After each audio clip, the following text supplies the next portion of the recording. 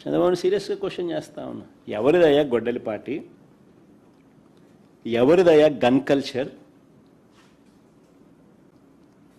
ఎవరిదయ్యా హత్యా రాజకీయాలు,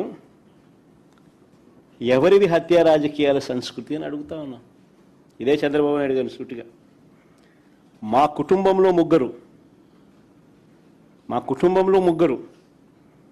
మా తాతగారు, మా నాన్నగారు, మా చిన్నాన్నగారు ముగ్గురు బలైపోయారు. మేం బాధితులం.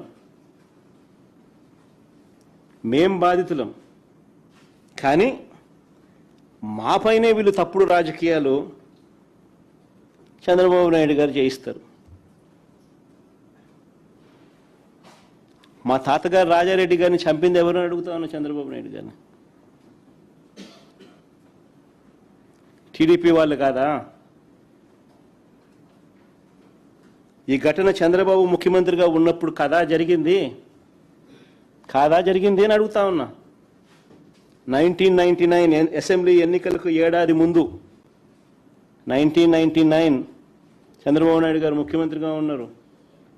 1999 ఎన్నికలకు ముందు, ఏడాది ముందు చంద్రబాబు నాయుడు గారు ముఖ్యమంత్రిగా ఉన్నప్పుడు నా తాతగారిని రాజారెడ్డి గారిని చంపారు. కేవలం నాన్నగారిని రాజశేఖర రెడ్డి గారిని పులివెందులకి కట్టడి చేయాలి అన్న ఒక్క రాజకీయ కోణంతో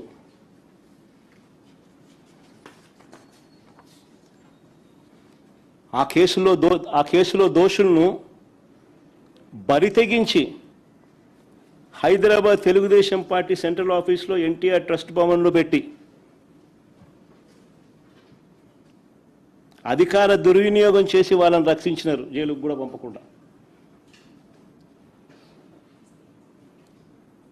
మరి ఇది ఎవరిదయ్యా క్రిమినల్ బ్రెయిన్ చంద్రబాబు గారు అని అడుగుతాను. ఎవరిదయ్యా క్రిమినల్ బ్రెయిన్ అని అడుగుతాను చంద్రబాబు నాయుడు గారిని. మా నాన్నగారి విషయంలోనూ అంతే. మా నాన్నగారు చనిపోక మునుపు 2-3 రోజుల కిందట అసెంబ్లీ సమావేశాలు జరుగుతూ ఉన్నాయి. అప్పట్లో ఆ అసెంబ్లీ సమావేశాలు క్లిప్పింగ్స్ ఒకసారి చూడండి మీరు కూడా. చంద్రబాబు నాయుడు గారు అన్న మాట అసెంబ్లీలో, నువ్వు అసెంబ్లీకి ఎలా వస్తావో నేను చూస్తానన్నాడు. చంద్రబాబు నాయుడు గారు అన్న ఈ మాట తర్వాత 2-3 రోజులకి నాన్నగారు చనిపోయారు. Helicopter accident.